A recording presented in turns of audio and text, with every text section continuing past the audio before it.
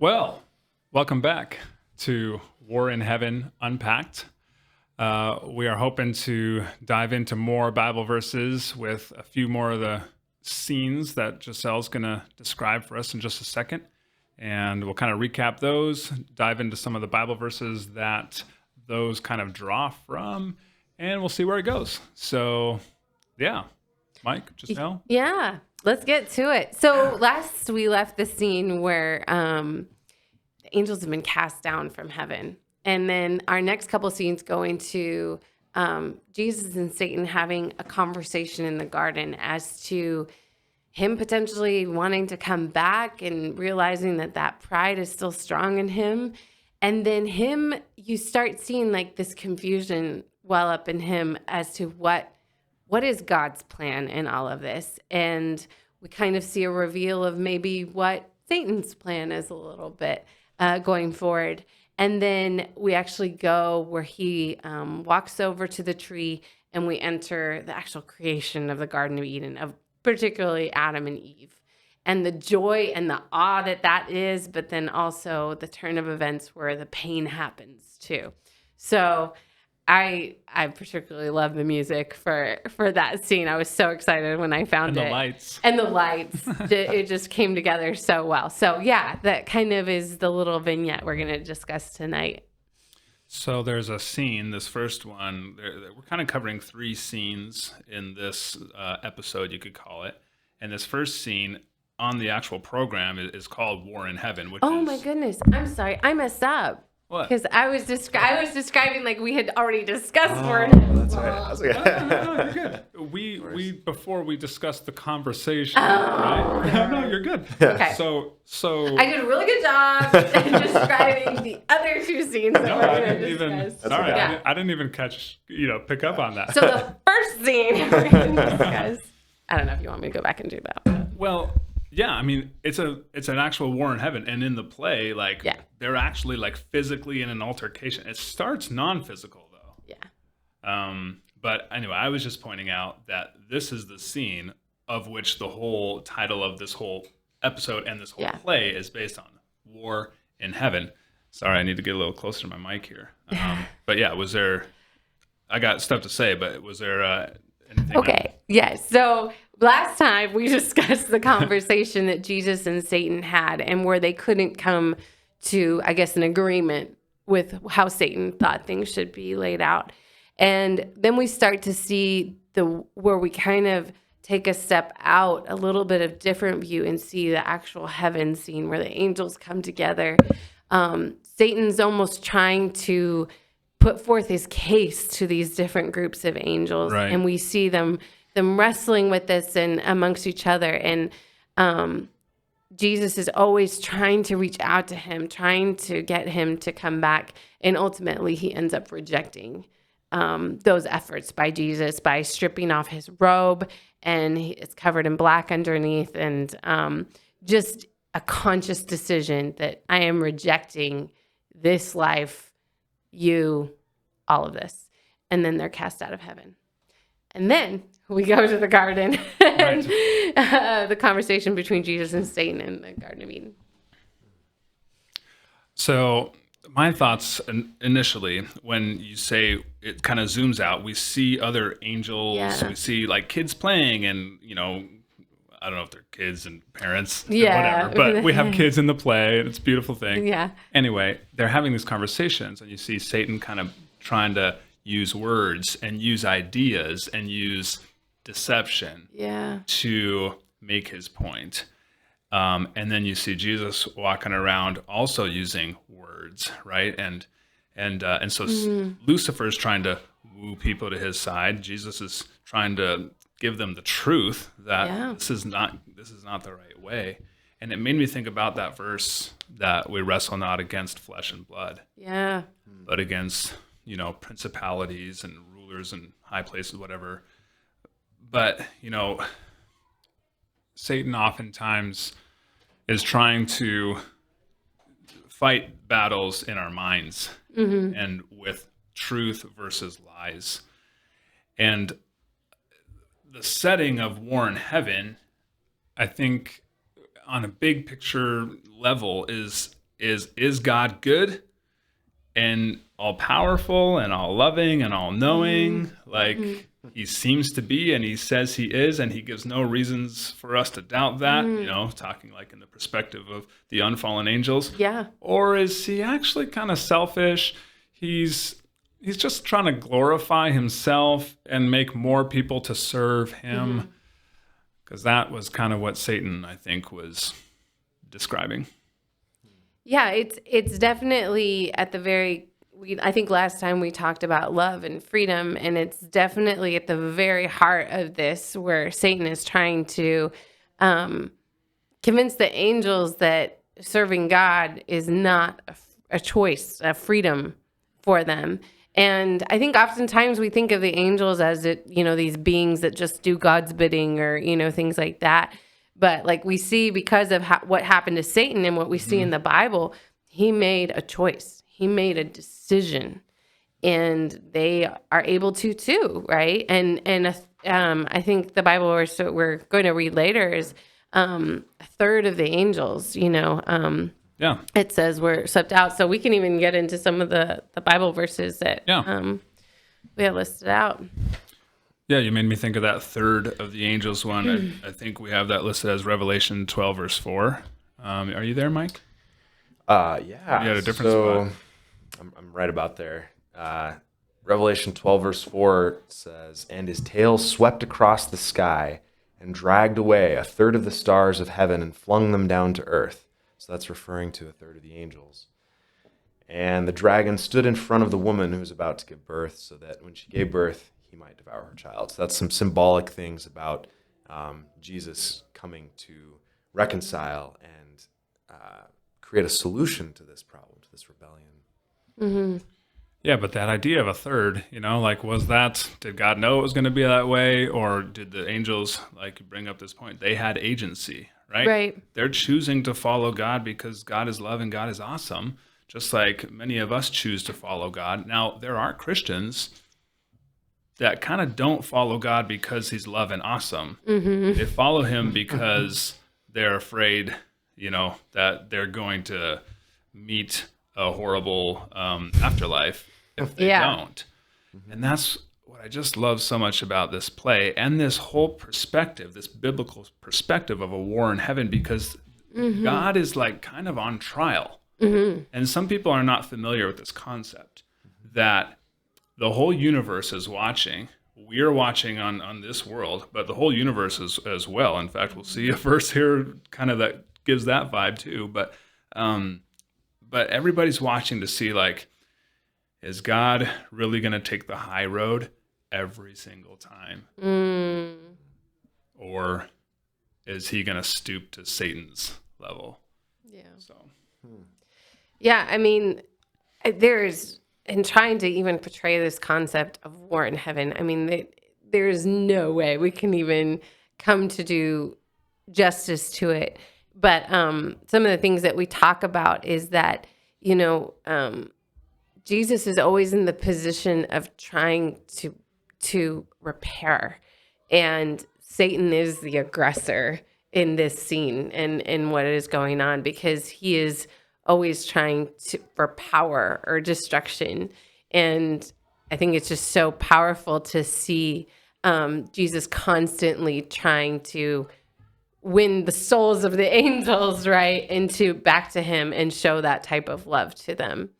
And like you said, Satan is like, for sure, he's not going to choose this every time.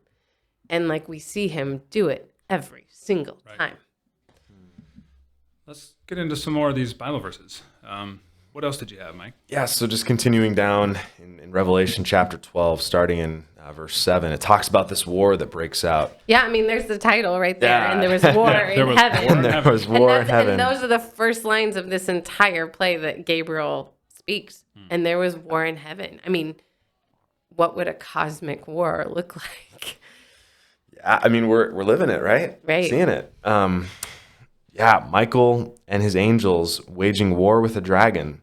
The dragon and his angels fought. So we've moved from words, from talking, from trying to influence and make the case to some sort of altercation is going on here. It doesn't give a whole lot of details about what that looks like, but imagine it would put a Marvel movie to shame with what was going on there.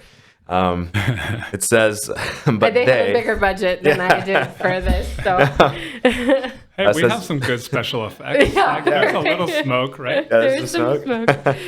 But they were not strong enough, referring to Satan and his rebellion, were not strong enough and did not prevail, and there was no longer a place found for them in heaven.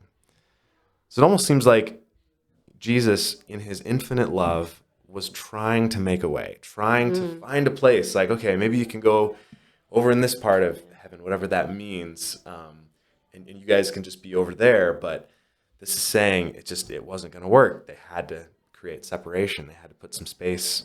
And it says, and the great dragon was thrown down, referring to Satan, the age-old serpent who is called the devil and Satan, he who continually deceives and seduces the entire inhabited world. So this says, he was thrown down, and it continues to today. Yeah. It hasn't, it's continuing. He was thrown down to the earth, and his angels were thrown down with him. So some people might be questioning, if God is all powerful, why is there a war? Why is this kind of like even a conflict? Why is how can a created being, Lucifer, even put up any sort of fight? So it makes me think that the war is more of what is true and what's not true. But it also makes me think about how, Jesus, he's desiring that all would be saved, and he didn't want it to come to the Lucifer and his followers being cast out. Maybe there was like, hey, okay, you guys want your space, you want your time. Okay, why don't you go over to this portion for now? And like, come on, let's talk this out, and let's whatever. And that wasn't good enough. And so, what do we know of the character of God? Like when Lucifer had his first little misstep, it's like, no, I don't like that, God. I want to do it my way. God wasn't like, Yeah. Anyway. Yeah, when you were talking, I was just even thinking about, we have that question we ask of God that we ask nowadays, even when wars happen. If he's all powerful, why are we having these cosmic wars? Why, or earthly wars, I guess, now here on earth? Why are people suffering? If he can do everything and anything, wouldn't he step in? And I think that some of those instances and a lot of those instances have made people walk away from God because it's hard to wrestle with that. Especially when it becomes something in your own family, when you're wrestling or in pain with some of those questions. God, why aren't you here in this? Or where are you here in this? Yeah, those mysteries of God, like you were saying before, can God create a rock so big that he can't move it? Okay, well, then he's not all powerful. We come up with these paradoxical ways of thinking from our own perspective. And it reminded me of the story of Job. When Job was at his lowest, one of his friends came and rebuked him. His friend's name was Zephar. And this is in Job chapter 11. It says, can you discover the depths of God? Can you, by searching, discover the limits of the Almighty?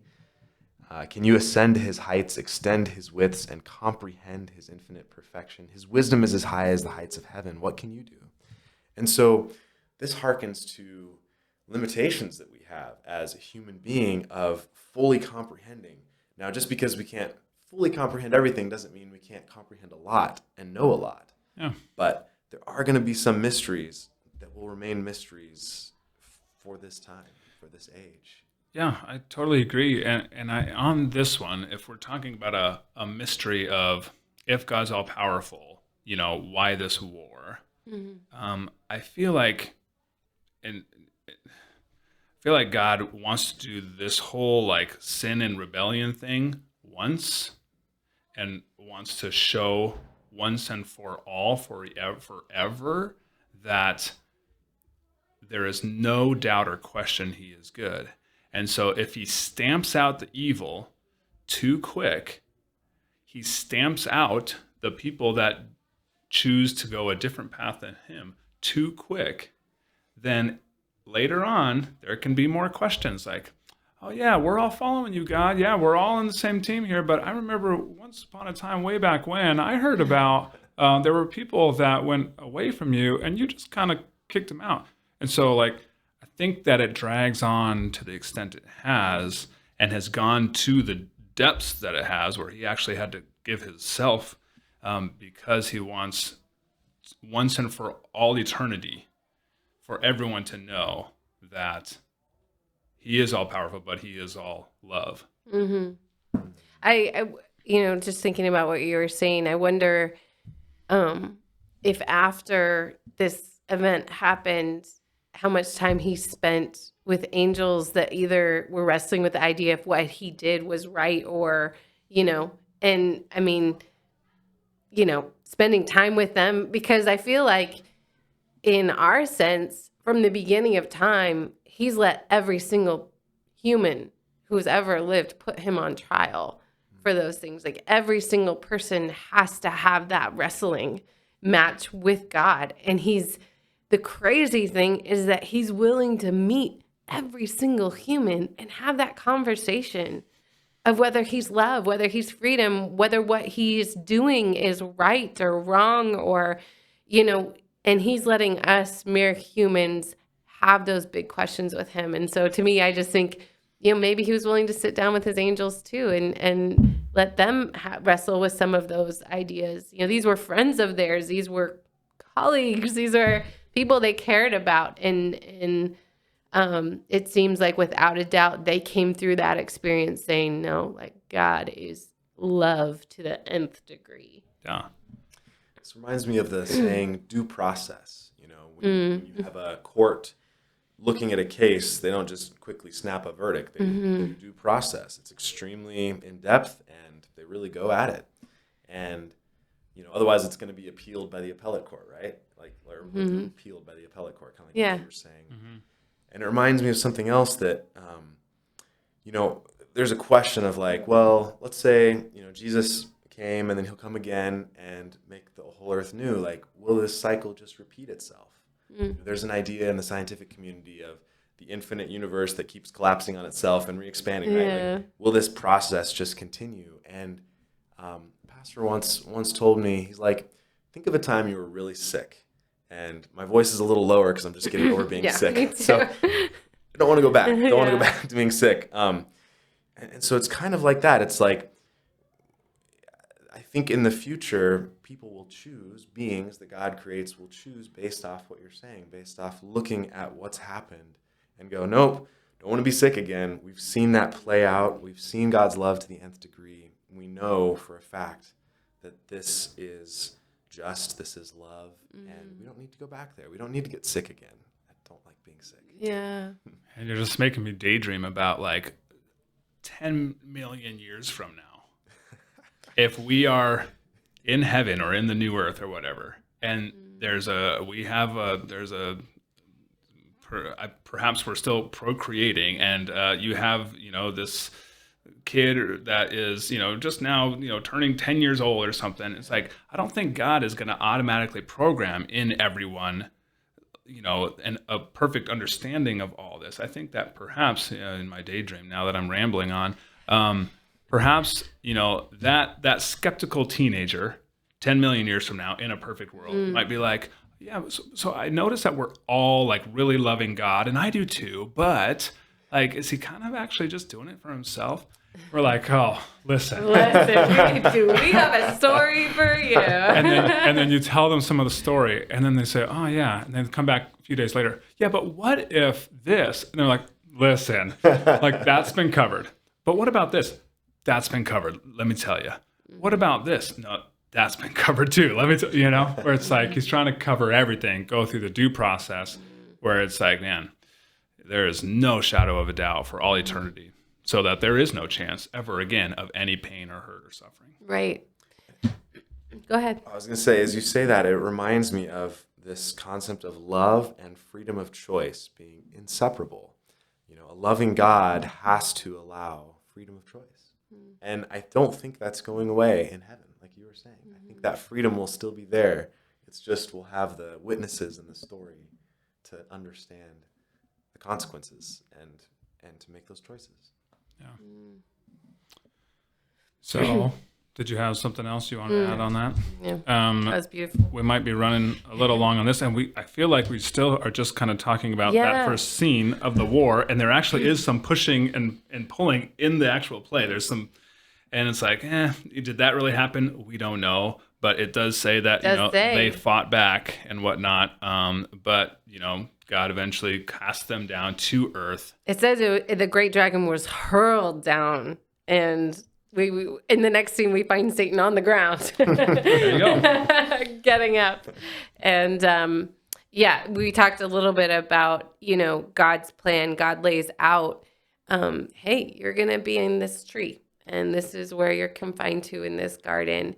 And Satan maybe showing some remorse, or maybe testing the waters to see, this world that he's been hurled into that is without void, that definitely doesn't have the splendor of heaven, and then God laying out his plan and Satan laying out his plan. And then the next scene, we go to how it all plays out, right? With the first few humans that were ever created. Now, why would God create humans in the world that he cast Satan to? Yeah, that's a very good question. Well, we talked about it a little bit last time. But it's like, right? There is kind of an idea or a theory, I think, and we don't have time to maybe look up all the references, but that this initial sort of argument between God and Satan, or God and Lucifer, had to do with the fact that they were creating this new world. Yeah. And Lucifer perhaps wanted to be in on those plans, or Lucifer wanted to, I don't know, somehow also create and couldn't, or that was the start of the feud. Mm-hmm. And so I don't think that, it doesn't sound like Jesus to cast the devil to some planet and then, I'm going to make a new planet with more people in my own image. I'm just going to do it in the one where, that doesn't. All the options. Right. Mm-hmm. So it comes back to the whole court case, right? I think Lucifer could have said, hey, wait a second, you sent me here, but there's nothing to do here. There's no battle of the mind and of the heart. There's no freedom for these people because they're isolated from me. You're not letting them be free to choose. Mm-hmm. And we kind of see that. You mentioned Job earlier. We see that also play out in the life of Job. Yeah. How Satan goes to the heavenly courts and I'm going to put you on trial with this guy, Jesus, and let's see how it plays out. Let me have full access to him, and then we'll see if he still praises you. Yeah, and so how we're not totally sure how many generations had happened between, the Garden of Eden and Job, but he's still there, being let me at him, no. And further on, you were reading in Revelation 12, it says, woe to the earth and the sea because the devil has gone down to you. He's filled with fury because he knows that his time is short. It's in every instance, he's like, my time is short. I got to prove, like you said, this court thing, I got to prove somewhere this case and this case and this case. And I will find that one human where I can prove that is your love is not free and it is not true. So a question to ourselves and to the audience that you just made me think of, and that is, whose case are you finding more convincing? We all have struggles, and we've talked a lot about this in this episode, but we're going to deal with it later. But we all have struggles and pain. Do you realize that you are caught up in a cosmic conflict? And are you seeing all of the case of both sides? Because oftentimes the devil and our limited understanding, we can really resonate and see the case of Satan. It's like, this isn't fair. What did I do? Right? But so. That's why I like this cosmic concept. It just puts everything in a different light that's happening around you and happening in the world. And I think so much we can train our brains to look for the good or look for the bad, and I think oftentimes we end up getting into these dark places, which I think is where Satan wants us to go, where all we can see is just darkness around us, Yeah. Yeah, and just the lies and lies and lies. See, the devil can use truth and he can use lies for his case. Mm-hmm. Right? God can only use truth. And he can cause chaos in every church, in every home, in every environment, in every political party, and I think that understanding that God is not a God of confusion. God is not a God of chaos. I think can help clear some of these things away when things feel so heavy and so chaotic and so blurry. God is a God of clarity. He's a God of love. And I love that you said that, like, he can't use some of the tactics that Satan uses, right? And in the Garden of Eden, there were so many trees that were all yes, yes, yes, that tree, yes, yes, all of it, everything, yes. Just this one thing, no. And it's just it makes me think about, like, God is generous, God is good, he's loving, he's yes for so much, but sometimes we have to just trust him. And a little bit, right? And on that one thing, is like, no, don't do that one. And anyway, perhaps that was another can of worms. This is probably one of my favorite scenes. Just seeing Jesus breathe the breath of life into man, and man taking his first breath. Like, I just wonder what the angels thought at that time as they watched this, what Satan thought at the time as they watched this. I mean, this is the first human. Maybe it's not. I mean, think about, both of you have kids. Think about that first time that you saw your baby is born. I mean, there's just this sense, they took that first breath. There's just such I've been in a lot of deliveries, but I'm an anesthesia provider, so that's why I've been in a lot of deliveries. But even to me, and maybe it isn't for everybody, but even to me, when I'm in there and that baby, where there was only this number of people and now there's another human in there, to me, it still feels like a really sacred moment to have this new human, this unaltered, perfect being come into this world, and now the world starts having its influence on them and what's going to happen next. So that scene is always just so special for me to watch and just see it come to life. Yeah. Well, any final thoughts on that?